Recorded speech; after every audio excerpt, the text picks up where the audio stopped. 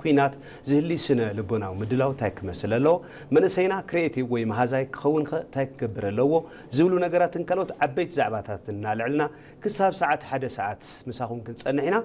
ተኸታተሉና ሞ ጋሻና መንእሰይ ሮቤል ሓረጎት ይበሃል በዓል ሞያ ስነ ልቦና ኢንተርፕረነርን ቢዝነስን ኢንቨስትመንትን እዩ በዋናነት ካብ ባዕሉ ኣብ ምንታይ ዓውታት ዝነጥፍ ዝብል ነገር ከም መላለይ ከም መእተዊ ጌርና ክትሪኤና ሞ ጋሻና ቋዕድሃን መጻኽ ቴንክ ዩ ያቀንደለይ ያው ሮቤል መንዩ መንእሰይ ሮቤል መንዩ ዝብል ነገር በዋናነት ካብ ባዕልኻ ካብ ባዕል ላዕሊ ነገር ስለዘይህሊ ኣብ ምንታይ ዓውዲ ኢኻ ትነጥፍ ዝብል ንተመልከትና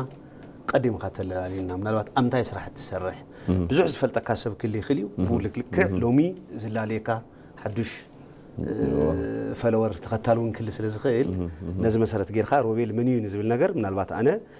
በዓል ሞያ ስነ ልቦና ኢንተርፕረነር ከምኡውን ቢዝነስን ኢንቨስትመንትን ኢለ ኣለኹ እዚቲ ሞያ ኸ መግለጺ ኸ ግን ኣብ ምንታይ ዓውዲ ኢኻ ትሰርሕ ዝብል ነገር ንእሽተይ ከም መእተዊ ከም መሳሰይ ጌርና ንጀምሮ ሞ ዝዕድል ክበካ ቴንክ ዩ ያቀንደለይ ያው በመጀመሪያ ናብዚ ፕሮግራም ስለዚ አደምካኒ በጣም የመስገን ያው ሮቤል ማለት ከማንኛውም ማህበረሰብ ካብት ማህበረሰብ ተምሂሩ በኢንዱስትሪያል ኢንጂነሪንግ ተመረቁ ሹ ደሞ በሳይኮሎጂ በአእምሮ ሳይንስ ታይታይ ነገራት አለው ዝብል አብ ሳይንስ አው ዝነጥፍ ፕላስ ደሞ አብ ቢዝነስ ኢንተርፕረነር ናይ ኢንቨስትመንት ቢዝነሳት ዝሰርሕ ማለት እዩ ናይ በዓሉ ደሞ ዓብይ ካምፓኒ ኣለዎ እቲ ካምፓኒ ደሞ ኣብ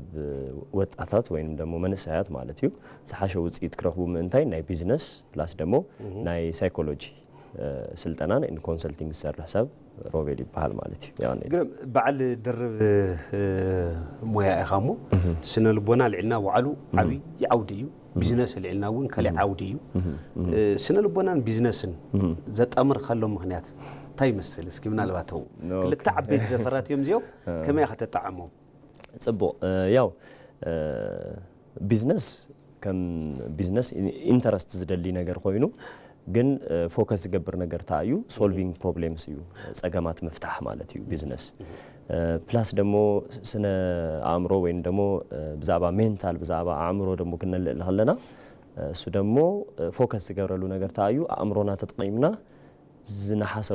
ዝሐሰብናዮም ነገራት አቺቭ ከመገርና ምግባር አለና ዝብል ነገር ዝነጥፍ ሳይንስ እዩ ስለዚህ ክልቲኦም በሐባሪ ይኸዱ እዮም ምክንያቱም ቢዝነስ ካ ሰክሰስፉል ክኸውን ምንታይ ስነ ልቦናዊ ሬዲነስ ወይን ደሞ ሜንታል ሬዲነስ አእምሮ ታይ ምግባር አለና ቤዚካሊ ሬዲ መሆን አለና ምድላው አለና ማለት እዩ ዘይተዳለው አእምሮ ብዙሕ ነገራችን ምግባር አይኸዲ ስለዚህ ንኡ ስለዝኾነ በክልቲኦም ናይ ስራሕ ዘርፍታት ክሰርሕ ምንታይ ኢንተረስትድ ዝገበረን ነገር ታዩ ናይ ሓደ መድረክ ክንትን ስለዘለዎም እዩ ዝራኸብ ነገር ስለዘለዎም አው ክሰርሕ ምንታይ በጣም ኢንተረስትድ ኮይነ ይሰርሐሉ አለኹ ማለት እዩ ይመስለኒ ሮቤል ምናልባት መቀሌ ዩኒቨርሲቲ ተማሂርካ እዚውን ካብ መቀሌ ከይወጻኻ ካብ ትግራይ ናይ በዓልካ ዝኾኑ ዓበይቲ ፕሮጀክታት ይልውካ ይመስለኒ ስለዚህ አው ተማሂርካ አው ድማ ሰርሐሉ ዘይምፍላይ ዘተኣሳስረካ ብዙሕ ነገራት ኣለሞ ፍላይ ሕዚ ትግራይ ምዘላቶ ኩነታት ተኣሳሲርና ብሰፊሑ ኢና ክንውግዕሞ ፈለማ ከም መሰሲ ዝገብሩ ሕቶ ስነ ልቦና ማሕበረሰብ ትግራይ ትፈልጦ ኢኻ ማንም ኢትዮጵያዊ ማንም ኣብ ዓለም ዘሎ ኩሉ ኢትዮጵያዊ ካብ ኢትዮጵያ ወጻውን ዝፈልጦ ዝነበርናሉ ኩነታት እዚ ዝሓለፈ 2-3 ዓመታት ቅድሚ ስምምዕነት ፕሪቶሪያ ኣብ ትግራይ ዝነበረ ከቢድ ዝኾነ ስነ ልቦናዊ ጽዕንተሎ ሕዚ እውን ትትሮማ ካብኡ ዘይወጸሉ ናይ ዋዕድ ዝኾነ በሰላታት ዝሕደረሉ ኩነታት ኣለሞ ስነ ልቦና ማሕበረሰብ ትግራይ ኣብ ምንታይ ኩነታት ኣሎ ትብል ሕዚ ድሕርቲ ኩናት ዝተፈጥረ ስነ ልቦና ታይ ይመስል ታይ ምልከታ ኻናትካ ኦኬ ያው ኖርማሊ ብትዘነበረ ሁነታት ብዙሕ ነገራት ዳሜጅ ይኸውን እዩ በተለይ ስነ ልቦናዊ ማለት እዩ ምክንያቱም ካብቲ ትሪኦ ካብቲ ተሰምዖ ነገራት ማለት እዩና አው ዘሎ ሁነታትን ቤዚካሊ ብዙሕ ነገራት ዲስተርብድ ክኸውን ይኽእል እዩ ኮይኑም እዩ ቤዚካሊ ኤግዚስታንት ክንሪኦ ኣለና ማለት እዩ ስለዚህ ካው ክንወጽእ ምንታይ ብዙሕ ነገራት መስራሕ ኣለና ኢለ ይሐስብ ቤዚካሊ በተለይ ከም ስለንቦና ናይ መጀመሪያ ነገር በተለይ ያንግ ጄኔሬሽን ዝኾነ በተለይ ዝመጽ ዘሎ ደሞ ገና early age ዘሎ ደሞ እሳቶም ባዕሉ ስለንቦናዊ ሬዲነስ ወይን ደሞ ሪፍሬሽመንት ይደልዩ ወይን ደሞ ምሕዳስ ይደልዩ ኢለ ይሐስብ ማለት እዩ ምክንያቱም ሐድሽ ነገር ኤክስፔክት ምግባር ኣለዎም ሐድሽ ነገር ክረኽቡ ይግባእ ማለት እዩ ብስነ ልቦና ደረጃ ዝረኣናዩ በተለይ በቀዳማይ ብዝነበረና ናይ መቐለን ትሬኒንግታት ስልጠናታት ፕላስ ደሞ ኣብ ሽረ ኣብ ኣዲግራት ዝነበሩ ትሬኒንግታት ሂብና ነርና ናኡ ዝነበረ ኩነታት ክንሪኦ ከለና ድሌት ኣሎ ናይ ለውጥ ድሌት ኣሎ ነገር ግን ሳይኮሎጂካሊ ደሞ ዳሜጅ ደሎ ስለዚህ ሳቶም ነገራት ምሕካም ይደሊ እዩ ቤዚካሊ ምሕካም ጥራሕ ከይኾነስ ቤዚካሊ ፎሎ አፕ ዘለዎ ወይ ደሞ ክትትል ዘለዎ ናይ ሳይኮሎጂካሊ ሓገዝ ይደሊ እዩ ተዘለው ማሕበረሰብ ማለት እዩና እሱ ሓገዝ ዘይብሉ ነገር ማለት እዚ ሓገዝ መቕጻል ኣለዎ ሓደ ነገር ካልኣይ ነገር ደሞ ኣብቲ ዝነበሩ ኩነታት ማለት እዩ ማሕበረሰብ ዝተጎድአሉ ብዙሕ ነገራት ኣለዉ ሳይኮሎጂካሊ ሕዚ ሓደ ሰብ ዳሜጅ ክኸውን ከሎ ኢቨን ኢኮኖሚካሊ ዳሜጅ ድዩ ዝኸውን በቲ ማሕበረሰብ ባዕሉ ብዙሕ ነገራት ክጠፍእ ይኽእል እዩና እዚ ነገራት ታይ ምግባር ኣለና ቤዚካሊ ከምዚ ዓይነት ሳይኮሎጂካል ዝኾኑ ሓገዛት ኣገዳስነት ኣለዎም በተለይ ከምዚ ዓይነት ቶፒካት በተለይ ከምዚ ዓይነት ናይ ቴሌቪዥን ፕሮግራማት ኣገዳስነት ኣለዎም ኢለ ይሓስብ ማለት እዩ ከም በዓል ሞያና ምናልባት ትሕቶኻ በደንብ መልሰልካ ዶ ይምለሰለ ኢለ ግን ዲቴይል ክምለስ እውን ስለ ዝደልዮ ምናልባት ሕዚ ሪኢኻ ትኾንካ ምናልባት ተዓዝብካዮ ስራሕ እውን ኣብ ትግራይ ከባቢ ድሕሪ ዝክባን ዕፅዋን ዝነበረ ድሕሪ ናይቲ ኩናት ለውጢ ድሕሪ ኩነታት ዘሎ ሕዚ ቁጠባዊ ማሰይቲ ኣሎ ድርቅ እውን ኣብ ልዕሊኡ ብተደጋጋሚ ከባቢ ይህውጾ ዝና ኢኮኖሚ ማሰይቲ እውን ኣሎ እዚኦም ተደማሚሮም ዝስእነት ስራሕ እውን ዝፈጥሮም ዓበይቲ ቅልውላባት ኣለውሞ ከም በዓል ሞያ ተዓዝብካዮ ነገራት ክሊ ክሊ ሕዚ ኣብ ትግራይ ካብቲ ዝነበረ ብላዕሊ ሕዚ ቁጥሪ መናእሰይ ናብ ስደት ናብ ካልእ ኣማራፅታት ዝኸድሉ ኩነታት ኣለሞ እዚ ታይ ዝወለዶ ተጠንቅታ ኢና ኢልና ንወስድ ኣው መጀመርያ ተጠንቂ ተዘይፈሊጥናዮ መድሓኒት እውን ክነምፅኦ ስለ ዘይንኽእል ታይ ዝወለዶ እዩ ትብል ብናትካ ትዕዝብ ምልከታን ሮቤል ትክክል አንቶ ከም ዝበልክዎ ማለት እዩ ኣእምሮና ናይ ኣእምሮ ኣሰራርሓ ተሓዩ ቤዚካሊ ብሓሙሽተ ናይ ሴንስ ኦርጋንና ፕሮግራም ድንገበር ወይ ደሞ ናብ ውሽጥና ያኣቱ ማለት እዩ ለምሳሌ ብንሪኦ ነገር ብዝን ሰምዖም ነገራት ብዝን እንዳሶም ወይ ደሞ ተች ንገብሮም ነገራት ና በተፈላለዩ ነገራት ፕሮግራም ድንገበሪና ፕሮግራም ማለት ታይ ማለት እዩ ይህነጽ አእምሮና ማለት እዩ ስለዚህ 3 ዓመት ኣብ ኩናት ማለት ነውሕ ግዜ እዩ ቤዚካሊ ና እሱ ነገራት ታይ ተጽዕኖ የምጽ ማለት እዩ ቲ ማሕበረሰብ ሁሉ አው ዘለው ማሕበረሰባት ታይ ኸውን ማለት እዩ ናብ ስራሕ ከይኣቱ ተስፋ ቆርጹ እንታይን ይገብር እዩ ስለዚህ ነው ዩ ሳይኮሎጂካል ዝኾነ ሓገዝ ፕላስ ደሞ ስልጠናታት በጣም ያገዳስነት ኣለዎ እዚ ንነውሕ እዋን ለምሳሌ ምናልባት ከም ኤግዛምፕል ክርኢ ከለና ለምሳሌ አክሽን ፊልም ሪኢኻስ ክትወጽ ከለኻ ታዩ ትዝብለካ هيا መባል ነገራት ትፈጥይኻ ምክንያቱም ታዩ ተኾነታት ታይ ገብረካ ፕሮግራም ዲገብረካ ማለት እዩና ናይ ሰብኮንሽስ ማይንድ ዝባሃል ናይ አእምሮና ክፍል የሎ ብሳይንስ ታይ ተባለ ሽም ዝተውሃቦ ነገር ኣሎ እዚ ሰብኮንሽስ ማይንድ 88% ዝኸውንስ ፕሮግራም ዲግበር እዩ بزنوح ساعات مالتي وساعات يدليو بيزيكالي سلازي 3 عامات مالت نوح غيزيو سلازي ازي بروجرام زغبرنا ነገር ደግሞ ታይ አይነት ሪዛልት የምጽ ተዋና ሪሶርስ ማለት ተዋና ኮዝ ሆነሉ መንገድ ምክንያቱም ዘላላኸያ እንትን ስለስሆነት እሳ ነገር ታይ ገብረና ፕሮግራም ድንኸውን ዚያ ፕሮግራም ወይንም ደግሞ ተጻነና ነገር ታይ ኸውን ማለት ፎር ዘ ፊውቸርም ሀምዚ ዩዝ ኸውን ዝብል ኤክስፔክቴሽን ክንገብር ይገብረና ማለት ዋላ ዘሐሸ ነገር ተመጸስ አይተቀበሉን በቲኻ ኦሬዲ አጀስት ገበር በተለይ ህፃናት በተለይ ዞም መናእሰያት ምናምን ነገር ብኡዮም በጣም ፕሮግራም ዝግበሩ ምክንያቱም ተስፋ መቁራጽ እዚ ማዓት ፕሮብሌማት እንሪኦም ዘለና ብምንታይ ዩዝ መጽ ብዚ ፕሮግራም ስለና ኸውን እዩ ስለዚህ እዚ ፕሮግራም ደግሞ ሪፕሮግራም ድምግባር ኣለና መቀየር ኣለና በኸመይ መልከ ኦኬ ጽቡቅ ህቶ እዩ ናይ መጀመሪያ ነገር በስልጠና እዩ ስልጠናታት እዮም ሐላይ ነገር ደግሞ همزي አይነት ሚዲያታት በደንብ ገሮም በመግፋ همزي አይነት ፕሮግራማት ሰባት ከተታተሉ በመግባር ሐላይ ነገር ደግሞ ኦፖርቹኒቲታት በመድላው ምሳሌ ዋላ በመንግስት ይኸውን ይኽእል እዩ በተዘለውም ቦታታት ማለት እዩ ኦፖርቹኒቲ ነወጣታት ወይ ደግሞ ዞም መንእሰያት ዝጥቀሙሎም ነገራት በመምጥምቻው ምሳሌ ስፖርታዊ መንቀሳቀስ ዘለዎም ቦታታት በመብዛህ ነጥዕና ዝጥዕሙ ነገራት በመግባር ምክንያቱም ሰባት መጀመሪያ ሪፍሬሽ ምግባር ኣለዎ ዘይካን ማለት ናብ ስራሕ ምእታው ይኽእሉ መጀመሪያ ሪፍሬሽመንት ይደልዩ ሪፍሬሽ መስገበረ ግን ኦኬ ሐዚን ታይ ገበር ክብል ከሎ ደግሞ همزي አይነት ሳይኮሎጂ ሓገዛት አገዳስነት ኣለዎ ምናልባት ከማይ አይነት መሰል ሞያ ዘለዎም ሰባት እጃሞም ወይም ደግሞ ኢዶም አትዮም በደንብ ጌርና ክንሰርሕ ይግባ በሓባር ኮይና ማለት ከምዚ አይነት እንትን የአገዳስነት አለው ላይ ሐስብ ማለት እዩ ሕዝታይ ክልዕል ይመስለካ ሮቤል ምናልባት ጽባኣት ጌር ካለካ ትገልጸልይ ለካ ግን ፋር ዘርዑ ሚቕና ክንሪኦ ስለ ዝደሊ ኣብ ትግራይ ሕዚ ቅድም ሕዚ ብትኖርም እንብሎ ናይቲ ማሕበረሰብ ኣተዓባብያ ባህሊ እምነት ኣተሓሳስባ ኣለው ዘይተለመዱ ውፅእ ዝበሉ ነገራት ድማ ትርኢ ብፍላይ ሕዚ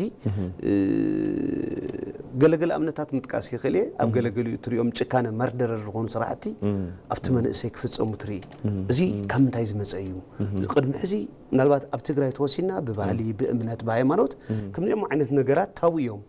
ክትገብሮም ውን ዶ ይቕረ ተሓስቦም ውን ንባዕሉ ብጣዕሚ ዝኸውዱ ነገራት ክትሰምዑ ንእዝንኻ ብጣዕሚ ዝድንፁ ተግባራት ያው ከም ሚድያ ሎሚ ያው ቆሸት እንዲያ ትኾን ዘላ ዝዓለም በቐረባ ስለ ንሰምዖ ንሪኦ ገለገለ መናእሰይ ተመርዒዮም ኣብ 2-3 መዓልቲ መናብርተ ኢሎም ዝሓረይዋ ዝቐትልሉ ብጣዕሚ ዘሰክሕ ነገራት ገለገሊኦም ድማ ንደቅ ንወለዶም ንገለ ባባ ቅርሺ ምፅእ ኣዴ ቅርሺ ምፅእ እናበልካ ንቅርሺ ኢልካ ሂወት ወለድኻ ትቐትለሉ ዘይተረአየ ድማ ሕዚ ህፃውንቲ ቆልዑ እናዓመፅካ ሰባት ቅርሺ ምፅኡ እናበልካ ምፍራሕ ገለ እዚኦም ኣብ ትግራይ ቅድሚ ሕዚ ከም ኣብ ካሊእ ብዜና ብገለ ቦርያ ወረ ተሰምዖም ታሪካት እምበር ብጭቡጥ እትሪኦም ንሪኦም ነገራት ኣይኮኑን እሞ ከምዚኦም ዝበሉ ኣተሓሳስባታት ውጥም ቅልቅል ዝብልሉ ኩነታት ይበዝሕ ኣሎ እዚኦም እንታይ ዝወለዶም ኢኻ ትብል ንስኻ እንታይ ዝወለዶም እዮም ትብል ኦኬ ጽቡቕ ከምዚ ዓይነት ነገራት ወይንም ደግሞ ሰባት ናብ ዘይድለይ ተግባራት ከኣቱ ዝገብሮም ነገር ናይ መጀመርያ ነገር ታዩ ደጋጊሞም ዘይድለይ ተግባራትስ ወይንም ደግሞ ጽቡቕ ዘይኾኑ ተግባራትስ ምርኣይ በዓሉስ በአእምሮና ፕሮግራም ዲግበር እዩ ንምሳሌ ታይ ይባሃል ቤዚካሊ መጀመርያ እዋን ዋላ ቡን ትሰቲ ተለኻ ጥዒምካዮ ዘይትፈልጥ ኮይንካ መጀመርያ ክትጥዕማ ከለኻ ይመረካ ዝኾነ ደስ ይብለካ ምናምን ነገር ወይንም ደግሞ ሰባት ክሰቱ ይኸለው ታይ ጥዒሞም እዮም ቤዚካሊ ኢንጆይ ዝገብሩ ዘለው ኢልካ ንምጥዓምስ ታይ ትገብር ሞቲቬትድ ትኸውን ሹ ቀስና በልካ ባዕልኻ ትጥዕማ ሹ ይደጋገም ቡን ሰታይ ትኸውን ማለት እዩ ሃምኡም ሰባት ዝሪእዎም ነገራት ንምሳሌ من ناي مجمرة نجار زريو تكنولوجيات تكنولوجي بتاعم يحيالي مثالي بفيديو هم أنا جر تري تخينك أصلي سخاء هات جبره بلاتهم ريبيتيشن أمرنا كم هسان يو بيزيكالي ألنا نه هسان بارت ألنا بيزيكالي هسان نبلوم تايو كم subconscious mind نمالج أي فلتي دقاقيم خاطر نجرو خلا خاطر أيو زخون program ديو زخون ولا تكليو تكلي خوني يزبل نجار أيام مزازني سلزي كيتم مزازن زجبرك أنا قرت أيو it's all about repetition يو سلزي خمسة عينة نجارات زجبرو سوا تايو repeatedly خمو عينة تجوارات ريوم يو سلزي زرع سبب دمو repeatedly it is not about one time ما يخونه one time كتريو خلا واحد خمسة عينة ما نجار منام أصل خلو تريو شو نام من تاي توصلوا بيزيكال أوكي إذا سب خمسة مقبارة لني مالتيو كستاخل من تاي أنا بقدامي زرع هو فيديو تككليا مالتيو تبل مالتيو لمن تاي it's all about repetition ስለዚህ ከደጋገም ከለው هم ነገር ደጋግም ካይተር አይባል ቤዚካሊ ምክንያቱም በተፈላላዩ ነገራት ኢቭን በናብራና ከለና ቤዚካሊ ጽቡቅ ነገር ተመናይ ጽቡቅ ገጥመካ መንታይ ዝፈራሐዮ ነገርስ መጽ ይባል ስለዚህ ንአእምሮና ድሕሪ ሐዚ ምግባር ዘለና ነገር ከም መፍትሒና ወሎ ዲስከስ ንገብር ዘለና ከም መፍትሒ ክንሪኢ ከለና ታይና ምግባር ዘለና የመጀመሪያ ነገር እዚኦም ሶሻል ሚዲያታት ተለይ ሶሻል ሚዲያ በጣም ፓወርፉል እዩ ምክንያቱም አልጎሪዝም ዝባሃል ናይ አእምሮና ፎሎ ዝገብር ፕሮግራሚንግ አለው ስለዚህ ናይ አእምሮ ሳይንስ ተመራመርቲ ተቆጽሮም ሰባት ፎሎ ገብርዎ ምንታይ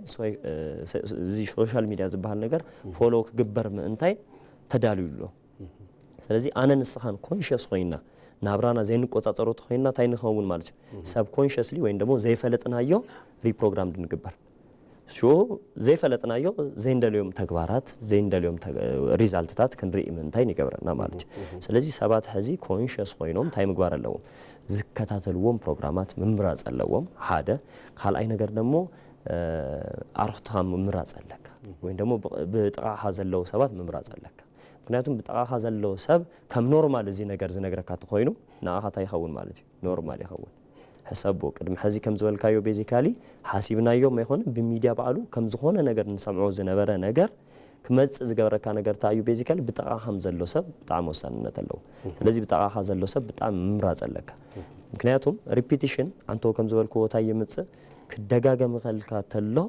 ናአትካ ሐቅ ይሆናልካ ويتقبله مستقبلكايو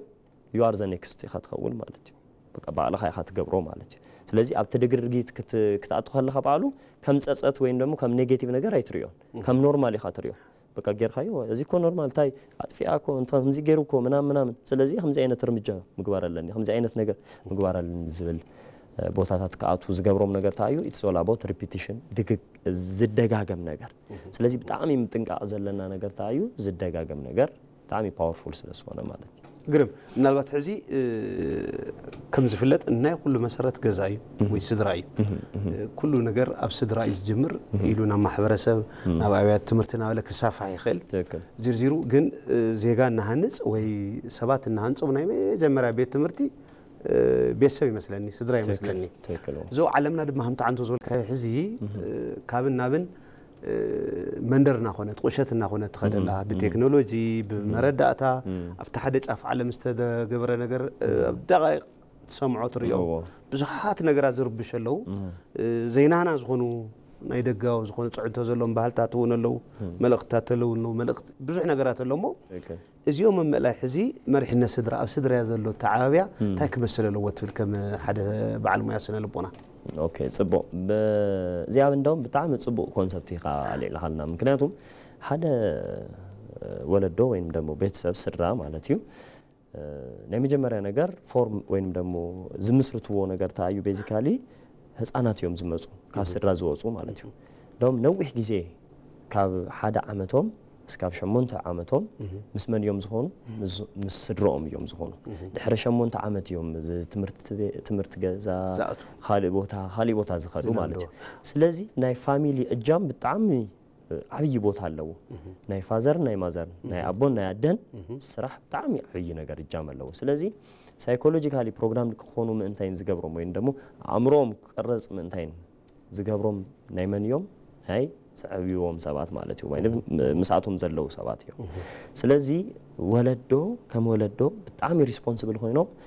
ደቆም ቴክኖሎጂ ኦቨርቴክ ከይገብሮም ምንታይን ምቁጽጻር ኣለዎ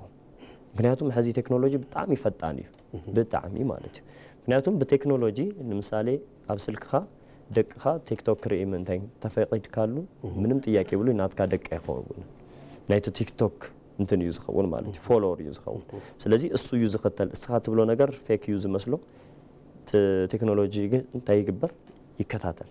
ስለዚህ አኡ ዝሪዮ ነገር ታይ መስሎ ሐቅ ዩዝ መስሎ ኤቭሪቲንግ ዝሪዮ ነገር ስለዚህ ኔጌቲቭ ተሪዮ ታይ ኸውን ሪዛልቱ ኔጌቲቭ ቆልዓ ኸውን ምንታይ ይገብሩ ፖዚቲቭ ተሪዩስ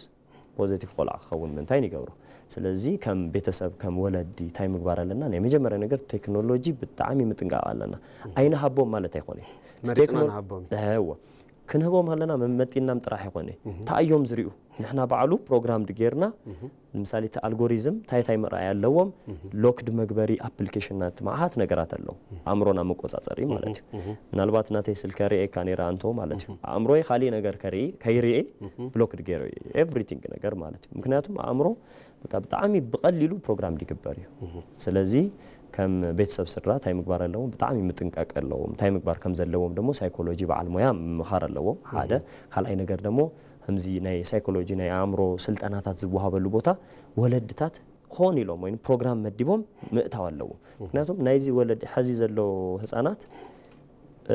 ቴክኖሎጂ በጣም ኦቨርቴክ ስለዝገብሩ ካባኻ ዝሓሸ ኖሌጅ ኣለዎ ካባና ዝሓሸ ኢንፎርሜሽን ክህልዎም እዩ ስለዚህ እንሕና ቀዲምና ታይ ምግባር ኣለና ቀዲምና ምስልጣን ኣለና ንሕና ስልጣና ተወሲድና ታይ ንኸውን ማለት እዩ ኤቭሪቲንግ ኮንትሮል ምግባር ንኽእሊና ስለዚህ ዞም ዝመጹ ጄኔሬሽናት ጽቡቅ ዝኾነ ሪዛልት ከምጽኡ ምንታይ ምግባር ንኽእሊና ግርም ሮቤል ምናልባት ጽቡቃት ሓሳባት እዮም ዝለዓል ዘለው ተመልከተና ወንቡልካ ዓበይቲ ቁም ነገራት ኣብ ገዛኦም ኮይኖም ይህን ሚህን ክብሉ ዕድል ዝፈጥሩ እዮም ኢለ ተስፋ ገበር ግን ቀጽል ከለና ምናልባት ሕዚ ከም ክልል ብዙሕ ማሰይ ትበጽሕዎ ኣሎ ብዙሓት ጸገማት በጽሕዎ ኣሎ ድሕሪ ኩናት ዝመጽእ ዘሎ ስነ አእምሮ ስለዝኾነ እውን መሊስካ ናብ መልማዕ ከም በሓድሽ ትገብሮ ጻሕተርተር ዓርሱ ዝኻለ ጻዕርን ሓይልን ስለዝሓትት በዚ መሰረት ከም ክልል ሕዚ ነቲ ዘሎ ህሉ ኩነታት መሰረት ገይሩ ነቲ ዝበጽሐ ማሰይቲ ነዝበጽሐ ስነ አእምራዊ ጉዳት ዝጽግን ስራሕቲ ይስራሕ ኣለዎ ዶ ንብል ሕዚ ብጭቡጥ ከም ክልል ትግራይ ተወሲድና ንትግራይ ልዕልና ስለነውግዕ ዘለና ኢለ ያው ኖርማሊ ማለት አነ በዘለን ኢንፎርሜሽን ይዘኸይድ ቤዚካሊ አነ በዘለን ኢንፎርሜሽን ገና ዝተወሰነ ተጀሚሩ እንበር ምንም ነገር ማለት ምንቅስቃስ ገና ይተጋራይ ማለት እዩ ምክንያቱም ስልጠናታት ብዛዕባ ሳይኮሎጂ ብዛዕባ አእምሮ ብዛዕባ ሰባት ምጽጋን ዳርጋ 2-3 ጊዜ ሃሞ አይነት ፕሮግራማት እናገበርና ነርና ማለት ብናተይ ኦርጋናይዜሽን ማለት እዩ እና ገና ይተሰርሐሉን ስለዚህ ወደፊቱ ግን በደንብ መስራህ አለና ይላይ ሐስብ ከም ምክንያቱም እዚ ጥራህ አይሆነ ቤዚካሊ በነገራችን ላይ همزي አይነት ፕሮግራማት ምድላው ዘለና ናትና ጥራህ አይሆነ በነገራችን ላይ ሁላትና በሐባር ሆይና ታይ ምግባር አለና ናብት ሳይኮሎጂ ምክንያቱም ዝቀድም ነገር አእምሮ ስለሆነ ማለት እዩ ስለዚህ ገና ይተሰርሐ ይላይ ሐስብ ቤዚካሊ ከማይ ሪኢቶ ማለት እዩ قرب حزب مناسي تعنتو زولنا يحزي ناي زغداي زي قداموت تتقعتنا هونو بركز زولو مناسي خمت فلطو خمت سمعوا بمرداتاون ناب اغروم ناب زمرحو ناب سدت فحفح زول خناتات يفطر الله زي تخكلي الكاموساد اغباب نزلوي مثلا مخنياتو غلغليو تعنتو زول خايو بسلطانه يكون بتمرتي يكون كحجزو زغل حيلي بزي ملاو كون خليو امارات بمساعد كل ነገር ጸልማት ጌርካ በሙሳድ ተሐሳስባ ኸውን እስተኸደ ውሳነ ኮን ከሊው ብናይ ዓርክ ድፊት ከም ተዓንቶ ዝብል ኻዮ ዝመጸ መንቀል ኮን ከሊው ተስፋ መቁራጽ ኮን ከሊው ምናልባት ናይ ስራሕ ዕድል ምስአን ብዝሎ ናይ ምሕደራ ሁነታት ወን እንጻጽርካ ሰናይ ምሕዳር ዘለ ተኮንተሎ ፍታሐው ዘይኾነ ነገር ከለኻ ተወስዶ ስጉምታት ኮን ይኽልዮም زير ግን ስደት ፍላይ ዘይ ሕጋው ስደት ሓደ መፍትሒ ኢልካ ኩሰደ ይኽልን ኣብዚ ተመንእሰይ تاي كمزازن لو ويل كات مكر نسخ اوكي كمنسي معناتيو بيزيكالي تاي مغبار لنا ناي مجمريا ነገር ሁሉ ነገር አባዕልና ምዃኑ በደንብ አንደርስታንድ መግባር አለና በሳይኮሎጂም ዝባሃል ነገር ታዩ ኤቭሪቲንግ ስታርት ፍሮም ኢንሳይድ ካውሽጥ ኻዩ ዝጅመር ምንም ነገር ምክንያቱም ውሽጥኻ ምንም ዘይደለ ነገር ምንም ነገር መግባር አይካሊ ስለዚህ አውሽጥና ዘለው ነገር ምስተኻል አገዳስነት አለው ለምሳሌ ሓደ ሰብ كسدد خلو بيزيكالي ناو خالي عاد خيد خلوكو بعلو يزخيد امبر خالي سبا يخونه زخيد او تخيد خلها تاي خطون فالخاب كي خنا بصراح وينا زغونه ነገር ታአቱ ማለት ነው ስለዚህ ታይ አይነት ሜንታሊቲ ወይን ደግሞ አተሐሳሰባ በተለይ ያንግ ጄነሬሽን መሐሳብ አለ ወይ ላይ ሐሰብ አብ ኢዳይ ዘለው ነገርስ ከመገረን አብ ኦፖርቹኒቲ መቀያሪ ይخل ኢላ ንሽቴ ላይ መሐሳብ አለኝ የመጀመሪያ ነገር ምክንያቱም አብ ኢድና ብዙህ ነገራት አለው بقليلو نغيروم تنغبروم بزح ነገራት ማለት ነው ምክንያቱም ተፈላሊ ዓድታት ኸይደ ነይራ በስራሕ ምክንያት ማለት ይውና አወዛ ዓድታት ኸይድ ኸለኹ ዝነበረ ኩነታት ክሪ ኸለኹ ቤዚካሊ ኢትስ ኦል አባውት ማይንድ ወርክ አእምሮምዮም ተጠቂሞም እንበር ሐዲሽ ነገር የለ ኤክስፒሪየንስም ጌርና ሃሜ ጌርኩም ቢልድ ጌርኩም ወይልና ኤክስፒሪየንስ ጌርና ነይራ ምክንያቱም ኤክስፒሪየንስ ሙሳ አይደለና ካኻሊ ዓድታት ማለት ምናልባት ናብ ዝኾኑ ዓድታት ትሪ ኸለኻ ቤዚካሊ ሶሻል ሚዲያ አጽኦም ማለት ታጽዩ ባዓሉ ቤዚካሊ ታይ ጀሚሮም ነው which is ናይ ባዓሎም ሚዲያ ጀሚሮም በት ሚዲያ ታይ ምግባር ጀሚሮም ነው ዞም ወጣታት ናብ ስራሕ ካቱ ሞቲቬትድ ኾኑ ዘደልዎ ናይ ፈጠራት ስራሕታት ዝሰርሕ እዚ እንትን ኦፖርቹኒቲስ ናብ ኻሊ ቦታ ኸይድ መንታይ ተገይሩ ነው ስለዚህ ናይ መጀመሪያ ነገር ከም መንእሰይ ለምሳሌ አነ መንእሰይ ተኾይነ ከም መንእሰይ ታይ ምግባር አለኒ አብ ኢደይ ዘለው ነገር ከመይ ገረ ክትቀም ይኽእል ምክንያቱም አብ ኢደይ ምንም ነገር የለ ይተይለ ተሐሲበ ወይ የለ አይራይካን ባሉ ወላ ቢካ ማዓት ቅርሽና ህለው ከባሉ አይራይካን ወይ እዚ አኮን ይሽተያት ብል ማለት ነው ምክንያቱም ሚኢትሽ አብ ኢዱ ሂዙ ሚሊዮን ዘሐሰብ ሰብ ታዩ ዝብል ወይ ዚ ሚኢትሽ እኮ ብዙ ቫልዩብል ላይ ስለዚህ ዋና ኮት ሚሊዮን ይሉ እዚ ሓዲጉ ና ሚሊዮን ግን ከመገረ ያህያ ዝብል ሜንታሊቲ ከምጽይ ይኽእል እዚ በሳይኮሎጂ ባሉ ታይ ይባል ቤዚካሊ ስታርት ኤቭሪቲንግ ፍሮም ዮርሰልፍ ز لوت تدلي تخنكا زخونه ነገር መቀየር ተደሊ ተخنካ ካባልኻ ጀምር ሾ ኤቭሪቲንግ ይራይካዩ አባልኻ ዘሎ ነገር ኤቭሪቲንግ ምክንያቱም ማንም ሰብ ለኻሊ ሰብ ኮንትሮል ምግባር አይኸል ኮንትሮል ከይኾነስ ታዩ ዝባል እዚ ፑሽ ዝገብር ኢንቫይሮንመንት ዩ ዝፈጥራል ለምሳሌ አብ ኢትዮጵያ መስራህ ይኸል ይተልካ ወይ ዓደይ መስራህ ይኸል ይተልካ ትኸሊኻ ምክንያቱም አብ ዓዶም ሰሪሖም ዋላ ተኾይናት አፍተር ኩናት እኮ በጣም ሰክሰስፉል ዝሆኑ ሰባት አለው ናአቶም ምራይ በቃ ቤዚካሊ ሜንቶር ትገብሮም ሰባት ደሞ ምፍላይ አለካ ምክንያቱም ሜንቶር ትገብሮ ሰብ ምስዳ በቃ ንኸይብ ንሰደድ ምናምን ዝብለካ ሜንቶር ትገብር ተኾይንካ ታይ አኻታስ ናው ይኻት ኸይድ ዝሰርሕ ይካአልዩ ታይ ንግበር هميجرنا نلوت انتي نسرح زبلك كسب دمو سوفولو تغير خدمو صبو سكسس تمص مالتي ابيل كازلو ነገር ተሪል ካባሉ ጽቡ ሰክሰስ ምምጻይ ይካል ስለዚህ ከባቢኦም ይረአዩ ውዕለኦም ይመዛዝኑ ትክክል ብዙሕ ኦፖርቹኒቲ ከምዘለ ምን ላይ ጽቡዩ ካብ ስደት ድማ ብዙሕ ነገር ዝርከበሉ ነገር ከምዘ የለ እዩ ተመጠቅለል ሐሳብ ኮስዶ ዝኽእል ትክክል ግርም ምናልባት ሮቤል አንቶይ ቅድሚ ኢንተርቪው ምእታውና ኣብ ትግራይ ገለገለ ፕሮጀክታት ምስራሕ ከም ጀመርኩም አልዒልካ ለኔርካሞ ታምቶም ስራሕቲ ኣምታይ ፎከስ ዝገበሩ ኣምታይ ታይ ተሰርሑ ኣለኩም ዝብል ነገር ንሱውን ምናልባት እንተመልከተና በዘ ጋጣም እዚ ተላለኻዮም ጽቡ ይመስለኒ አዎ ጽቡ ስተወሰነ ዝተጀመሩ ፕሮጀክታት ታዮም ስልጠናታት እዮም ቤዚካሊ ትሬኒንግታት ተጀሚሮም ኣለው ምክንያቱም ሓደ ሰብ መጀመሪያ ምፍላጥ ኣለዎ ስለዚህ ንምፍላጥ ደሞ ታይ ኢቨንት የደልዩ ወይ ፕሮግራማት የደልዩ ስለዚህ ታይ ፕሮግራማት ተጀሚሮም ኣለው ናይ ስለንቦናዊ ሓገዝ ዘለዎም ስልጠናታት ተጀሚሮም እዮም ሓደ ካልኣይ ነገር ደሞ ናይ ቢዝነስ ኦፖርቹኒቲ ስልጠናታት ተጀሚሮም ኣለው ምክንያቱም ሕዚ ከመይ ገይሮም እዮም ቢዝነስ መስራሕ ዝኽእሉ ዝብሉ ፕሮጀክታት ጀሚርና ኣለና ማለት እዩ ብዙም ፕሮጀክታት ደሞ ጽቡቕ ሪዛልት ርኢና ኣለና ምክንያቱም በጣም ወጣታት ኮይኖም ብትኹነታት ዝነበረ በጣም ኢና ዘይድለይ ሐሳባት ምናምን ዝነበሩ ሰባት ሕዚ ተቀይሮም ዝገርመካ በፋሚሊዮም ደረጃ ባዕሉ ጽቡቕ ነገር ሰሪሖም እንደውም አንቶ እዚ ፕሮግራም መደብ ካብ ምምጻይ ማለት እዩ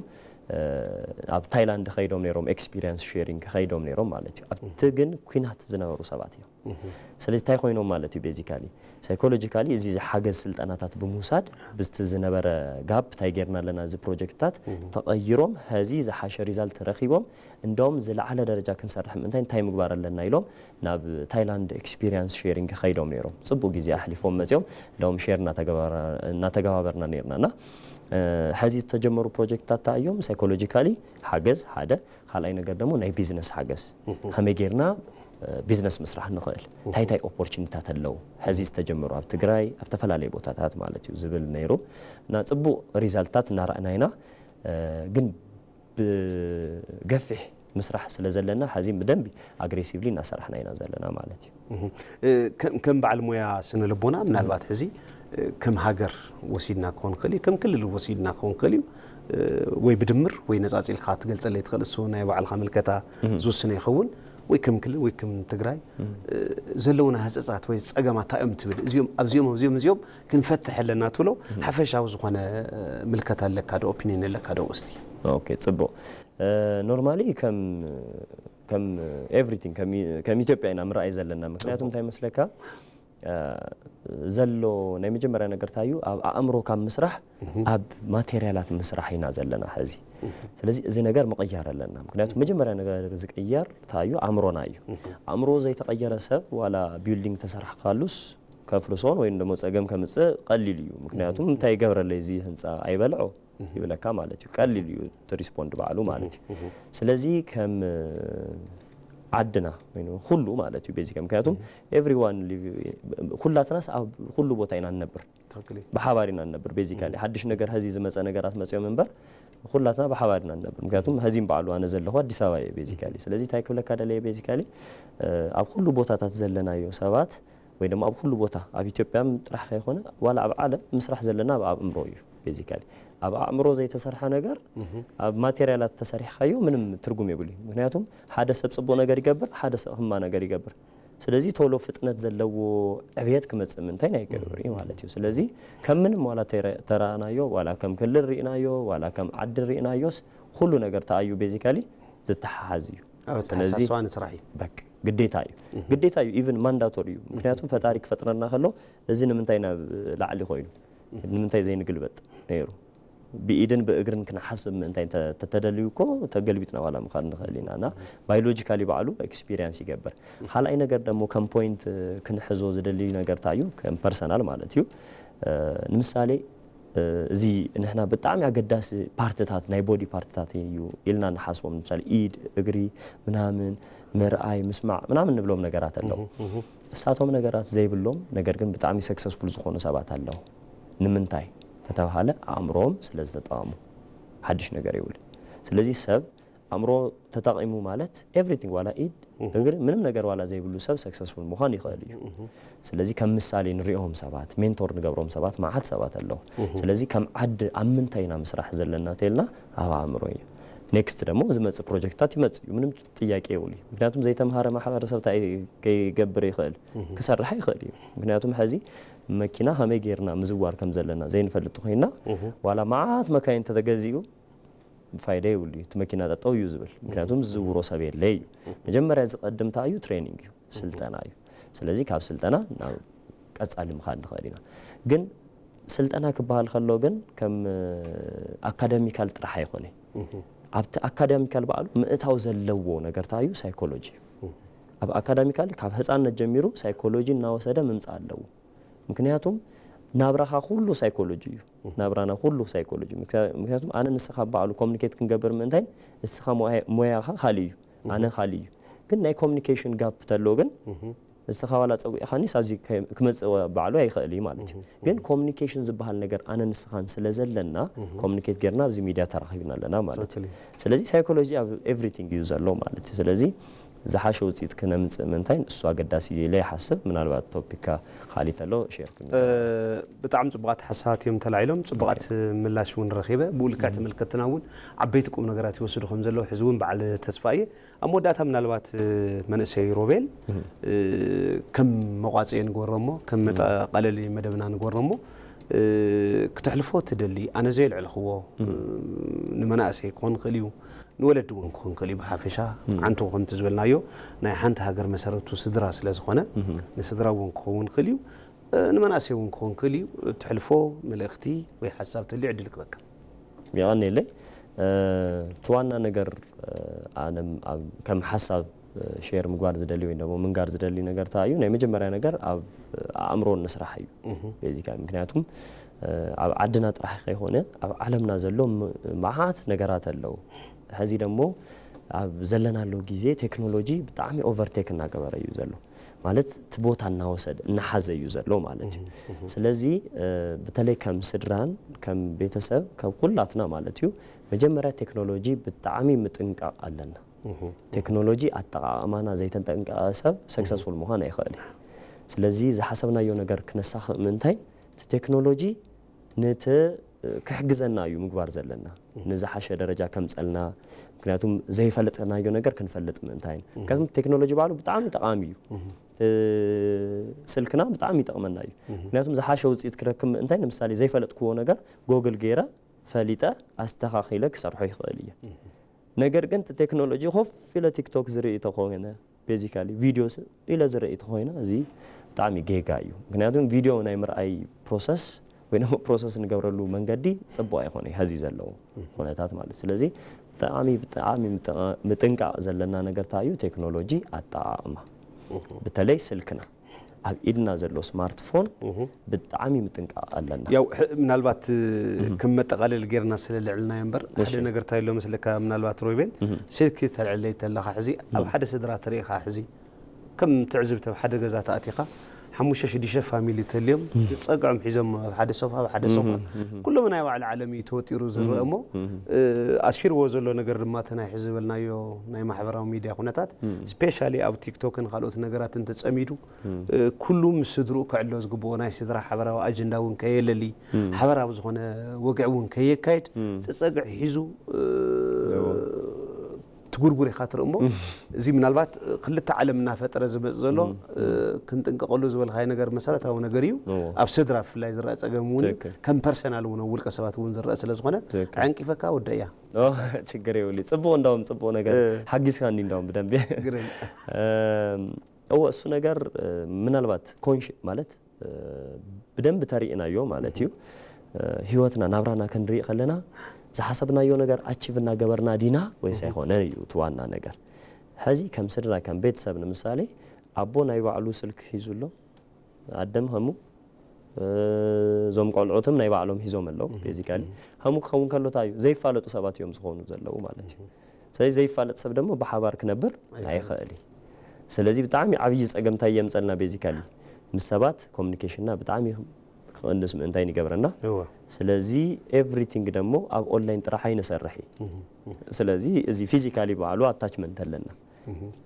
ስለዚ ታይ ምግባር ኣለና ከም መወዳእታ ቤዚካሊ ከም መጠቀለሊ ቴክኖሎጂ ሰዓት መዲብና ምጥቃም ጽቡቅ እዩ ምጥቃምና ግን ሰዓት መዲብና ፕሮግራምና ኣብዝጠቅመና አዎ ንጥቀመላ ሰዓትስ ፊክስድ ገርና ዋላ ክንዝናነ ክንደሊ ተለና ሰዓት መዲብና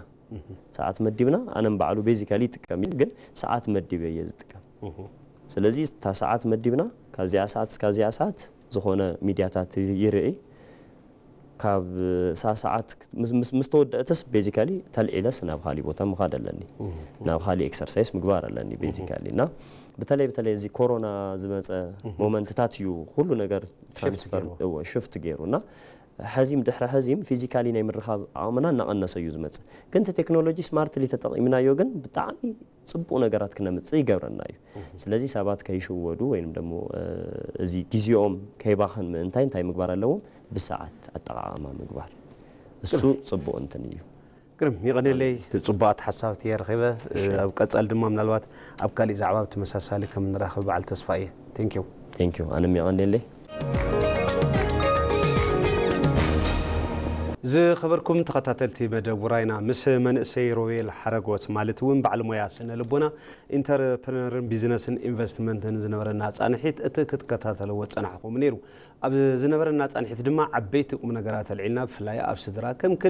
كلونا زخول صقماتا يوميلنا كنفتش فتينا انا نسخم ونبو لكع عبيتكم نغرات وسيتهم كم تكونوا بعلمنتيمو اب قصال سمون مسكالي غاشا خلي زعبا كم نراخب قصرو بمحاز بزك لسنبتكم مساكم صنحوا انا ابراهيم مسكال نيره سلام